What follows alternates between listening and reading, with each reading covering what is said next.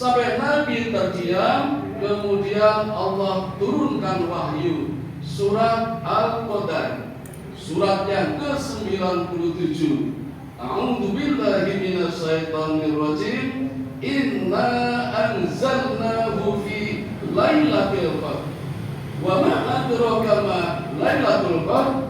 Lailatul qadri khairum min alfi syahrin. Tanazzalul malaikatu war-ruhu fiha bi'izni rabbihim min kulli amr. Salamun hiya hatta matla'il fajr. Assalamualaikum warahmatullahi wabarakatuh. Alhamdulillahilladzi arsala rasulahu bil huda wa dinil haqq liyudhhirahu 'alad dini kulli wa kafa billahi syahida. Asyhadu an la ilaha illallah wahdahu la syarika lah wa asyhadu anna Muhammadan abduhu wa rasuluhu la nabiyya ba'da. Jamaah salat Isya wa tarawih wal widri Masjid Mubarak yang diberkati Allah. Selepas salat Isya di hadapan para sahabat tampak Rasulullah sallallahu alaihi wasallam senyum-senyum sendiri, hingga sebagian sahabat bertanya, "Ya Rasulullah, gerangan apa yang membuat Tuhan senyum-senyum sendiri?" "Kalian tidak tahu?" "Tidak ya Rasul, saya baru saja diperlihatkan oleh Allah di padang mahsyar ada seorang nabi yang masuk surga sendirian. Kalau Nabi Adam masuk surga diikuti umatnya jumlahnya 40, Nabi Nuh umatnya 80, Nabi Musa umatnya 120.000, dan Nabi Muhammad kira-kira 120 miliar. Hingga Nabi Musa menangis karena iri dengan umatnya Nabi Muhammad. Tapi ini ada satu nabi yang naik ke surga tidak membawa satu umat pun. Di satu sisi aku senang semua nabi masuk surga, tapi nabi ini tidak membawa umat, dan anehnya ketika masuk surga justru membawa pedang seperti preman. Maka aku tertawa, tersenyum sendiri. Itulah gambaran yang Allah tunjukkan kepadaku. Kalian ingin tahu Nabi siapa? Iya ya Rasul, itulah Nabi Sam'un al-Hursi, Nabi dari kalangan Bani Israel yang diutus Allah untuk berdakwah di negeri Romawi. Negeri yang ketika itu yang berkuasa adalah Kekaisaran Romawi yang sangat mengunggul-unggulkan harta. Di apapun segalanya dapat dibeli dengan harta. Allah utus Nabi Sam'un untuk berdakwah di sana sendirian, hingga ada umat yang ikut. Oleh karena itu Allah bekali Sam'un dengan dua mukjizat. Satu adalah pedang yang dibuat dari rahang unta, namanya liha jaman. Memang pedangnya kecil, tapi memiliki kemampuan dapat mengiris apa saja, termasuk daging, dan langsung bisa dimakan layaknya sendok. Ketika Sam'un haus, dengan pedangnya dapat mengeluarkan air seperti cangkir, bisa langsung untuk minum. Apa ada sekarang pedangnya? Kalau ada tak beli, online nggak apa-apa dah. Mukjizat yang kedua berupa rambut. Nabi Muhammad menggambarkan rambutnya Sam'un. Kalau Sam'un berdiri, panjangnya sampai lengser ke tanah dan memiliki kekuatan yang sangat luar biasa. Dengan dua mukjizat ini, Bapak Ibu, Sam'un yang dulu pernah dibuatkan oleh orang-orang barat filmnya berjudul Samson Delilah. Delilah itu istrinya. Kalau dalam bahasa Romawi artinya demi Tuhan.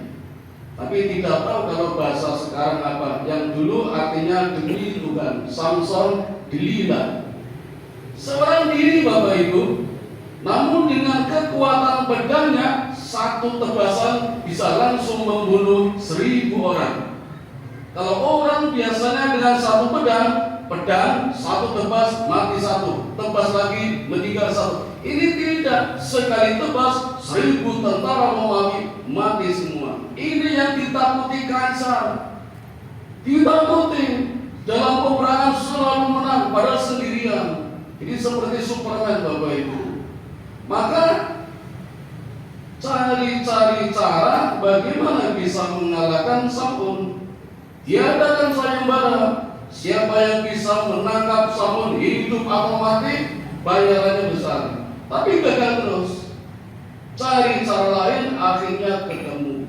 Caranya adalah memanfaatkan istrinya yang agamanya belum sama dengan suaminya. Jadi agamanya masih agama Kristen Ortodok.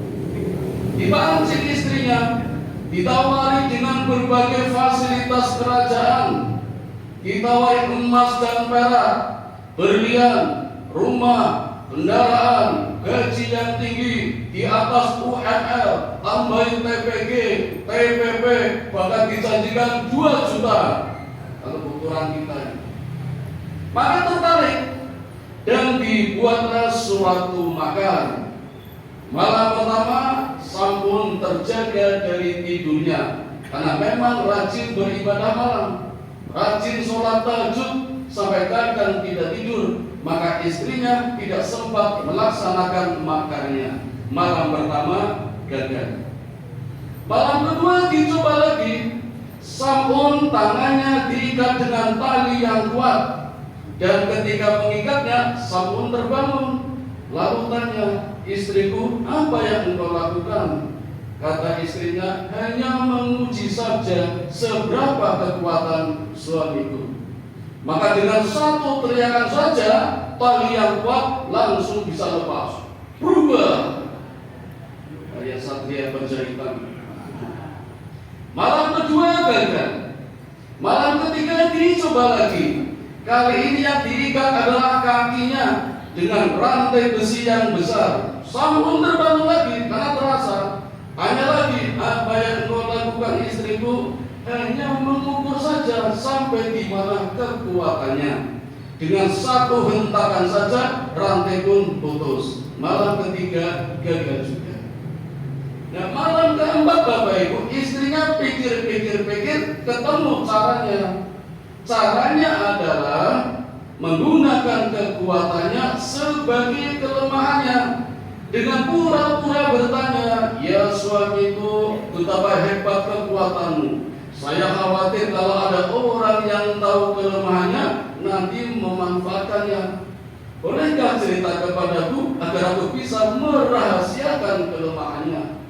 Tidak sadar cerita Sam'un kalau kelemahannya berada pada kekuatannya. Di mana, Bapak Ibu? Rambutnya.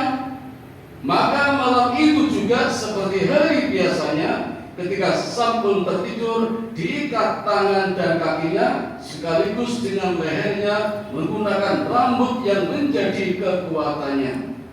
Maka ketika Sam'un terbangun, terbelenggu, semakin kuat gerakannya, semakin mengikat rambutnya, jadi nggak bisa lepas. Dalam kondisi seperti ini, istrinya langsung lapor ke Kaisar. Lalu Sam'un dijemput, diarak Bapak Ibu seperti pawai, dan di depan istana dipenteng. Di Penang tahu ya?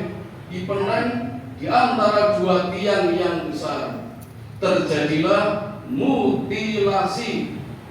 Matanya dicukil, telinganya diiris, hidungnya dirobek, tangannya dipatahkan, kakinya dilumpuhkan. Jadi Bapak Ibu, perkara mutilasi tidak cuma di zaman sekarang saja, dari dulu sudah ada.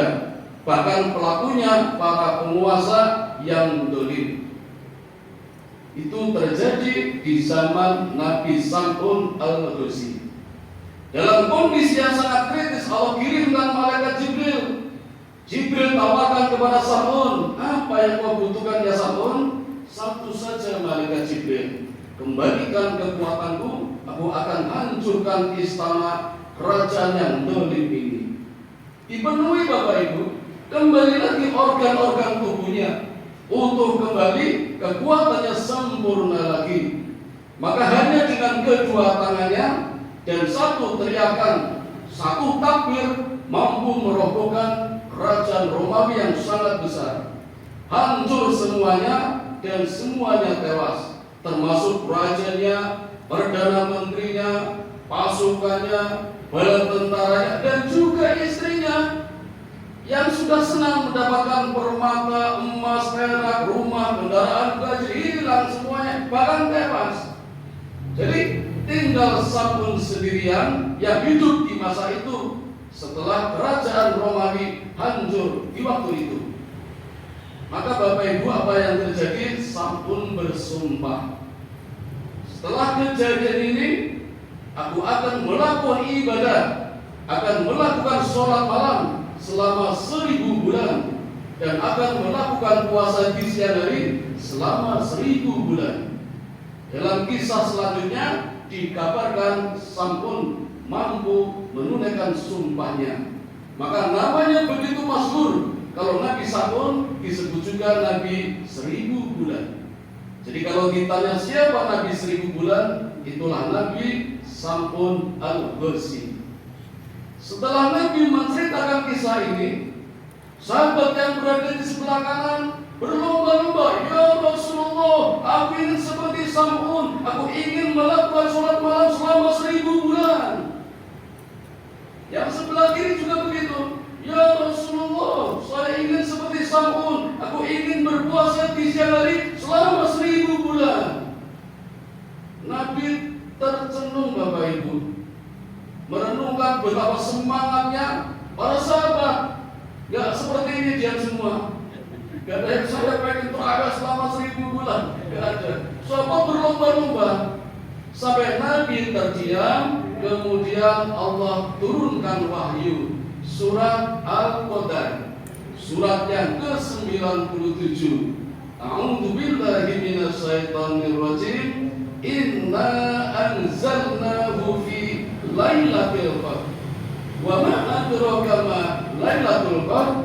Lailatul qadri khairum min alfi syahrin. Tanazzalul malaikatu war-ruhu fiha bi'idzni rabbihim min kulli amr. Salamun hiya hatta matla'il fajr. Rupanya kisah ini Bapak Ibu yang menjadikan asbabun nuzulnya surat Al-Qadar, surat tentang kemuliaan malam Lailatul Qadar. Setelah turun ayat ini, Nabi berkata kepada para sahabat, wahai sahabatku, gak usahlah melakukan puasa selama 1000 tahun, gak usahlah sholat tahajud, sholat tarawih selama 1000 bulan. Cukup mendapatkan satu malam Lailatul Qadar saja, itu lebih mulia, lebih utama daripada 1000 bulan. Itulah malam Lailatul Qadar. Nah, persoalannya Bapak Ibu, kapan datangnya malam Lailatul Qadar? Nabi mengatakan setelah tanggal 20. Aisyah meriwayatkan di dalam hadisnya, suamiku, kata Aisyah, selalu lebih aktif ibadahnya di setiap malam ganjil. 21, 23, 25, 27, 29, 31 tidak ada Bapak Ibu. Sekarang malam tanggal berapa? 22. Gak ada dong. Bener gak ada? Bapak Ibu, hati-hati dengan hadis ini. Hadis ini memang sahih, diriwayatkan oleh istri Nabi sendiri, Aisyah. Tapi jangan lupa Bapak Ibu, kalau kita tidak bisa mensifati dan menyikapinya, nanti terjebak dalam paham apatisme. Kan malam genap, kalau kota kan malam ganjil. Kalau caranya begitu Bapak Ibu, biasanya ibadahnya fluktuatif, naik turun, pas ganjil seragam, pas genap lorok, ganti lagi seragam, genap lagi lorok. Itu namanya tidak istiqomah. Padahal istiqomah itu khairum min salfi karomah. Istiqomah lebih utama daripada 1000 karomah. Satu wali itu 1 karomah. Wali-wali Solo Bapak Ibu itu memiliki karomah cuma 1. Kita bukan wali, nggak punya karomah. Ya wali paling cuma wali kelas kalau jadi guru. Kalau punya anak wali murid. Ada udara mantan, wali maham. Cuma itu, nggak ada karomah. Tapi istiqomah Bapak Ibu min khairum min alfi karomah, lebih utama daripada 1000 karomah. Maka Bapak Ibu perhatikan, ada satu hadis lagi yang lebih sahih daripada hadis yang dikeluarkan, diriwayatkan oleh Aisyah. Hadis yang diriwayatkan oleh orang nomor 1 dan orang nomor 2 terbanyak merawikan hadis, Bukhari Muslim. Bukhari Muslim sampai mendapatkan gelar Al-Lu'lu' wal Marjan, intan berlian. Al-Lu'lu' artinya intan, marjan berlian, bukan sirup. Al-Lu'lu' wal Marjan. Monggo kalau yang punya putra atau yang belum punya putra lagi babaran hamil, nanti beri nama Al-Lu'lu'. Al-Lu'lu' bukan lulu. Kalau lulu lumpur, Al-Lu'lu' intan. Ini meriwayatkan puluhan ribu hadis-hadis sahih. Muslim nomor 2, Aisyah nomor 4, nomor 3 Anas bin Malik. Jadi kekuatan sahihnya melebihi Aisyah. Hadisnya begini Bapak Ibu, jangan kau terjebak dengan tanggal-tanggal ganjil. Rasulullah mengatakan dalam hadis yang diriwayatkan Bukhari Muslim, di sisa 10 hari lebih aktif ibadahnya, lebih rajin. Bahkan di dalam hadis yang kedua riwayat Muslim, Nabi juga mengatakan boleh jadi Lailatul Qadar dihitung dari sisa harinya. Kalau Ramadan berakhir dengan 30 hari, maka menyisakan 9 hari jadi ganjil. Genap bisa jadi ganjil. Kalau 29 bisa jadi kurang sisa harinya 7 hari, dan begitu seterusnya. Yang dihitung adalah sisa harinya. Maka jangan terjebak pada ganjil atau genap, tapi pada sisa harinya 10 hari terakhir lebih rajin, aktif ibadahnya. Itulah orang yang insya Allah mendapatkan malam Lailatul Qadar. Ini penting Bapak Ibu. Kenapa? Karena umur umatnya Nabi Muhammad rata-rata hanya 60 sampai 70 tahun. Ada yang 80? Bonus itu berarti harus kembalikan itu. Nabi Nuh 950 tahun, Nabi Adam 1000 tahun, Nabi Musa 180 tahun, Nabi Sulaiman 250 tahun, Ismail, Ishak 130 tahun, Zakaria 95 tahun, Nabi kita 63 Bapak Ibu. Kalau amalan-amalannya sama, kalah kita dengan umat-umat yang dulu. Bagaimana bisa menang? Dapatkan Lailatul Qadar.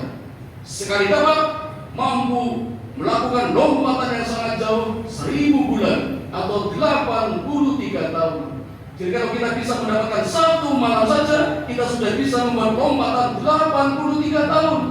Kalau 10 kali dapat berarti 830 tahun, hampir sama dengan amalannya Nabi Nuh. Tambah dikit lagi lah, Boleh kita berdoa panjang umur ya Allah, asal bertemukan dengan Lailatul Qadar, bisa mengalahkan umat-umat yang terdahulu. Itulah yang namanya umur yang barokah. Pendek usianya tapi panjang umurnya, banyak kebaikannya. Nah Bapak Ibu, makanya mari di kesempatan tinggal 9 hari terakhir kita berlomba-lomba jangan kendor untuk mendapatkan malam Lailatul Qadar. Apa tanda-tandanya? Secara fisik ilmuwan sepakat. Secara fisik suasananya terang benderang, tidak ada hujan, tidak ada angin. Secara ilmiah fisika sudah membuktikan dalam 1 tahun ada 1 malam yang tidak ada gerakan apapun, angin pun tidak ada, dan itu diyakini malam Lailatul Qadar. Secara fisik. Secara batin Bapak Ibu, tiap orang beda perasaannya. Yang penting, yang jelas senang, bahagia, seperti pengantin baru. Ada yang belum merasakan? Segera saja, biar bisa merasakan malam Lailatul Qadar, malam pertamanya pengantin baru. Yang berikutnya, ini yang tidak bisa ditebak Bapak Ibu dan tidak bisa dirasakan sekarang. Bisanya setelah Idul Fitri. Dan orang yang mendapatkan Lailatul Qadar adalah orang yang sukses puasanya, yang bisa sawalan, bisa Idul Fitri. Yang puasanya tidak sukses, tidak bisa sawalan, tidak bisa Idul Fitri, walaupun bisanya halal bihalal atau lebaran.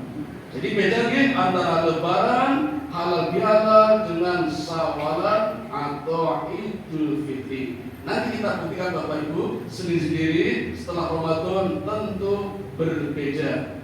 Yang tambah baik berarti sukses mendapatkan Lailatul Qadar. Tapi yang tambah kendor, jangan putus asa, berdoa. Mudah-mudahan bertemu Ramadan di tahun depan. Bapak Ibu, mari kita berharap mudah-mudahan lebih semangat ibadahnya dan mendapatkan malam Lailatul Qadar. Amin ya rabbal alamin. Mohon maaf Bapak Ibu kalau ada kesalahan.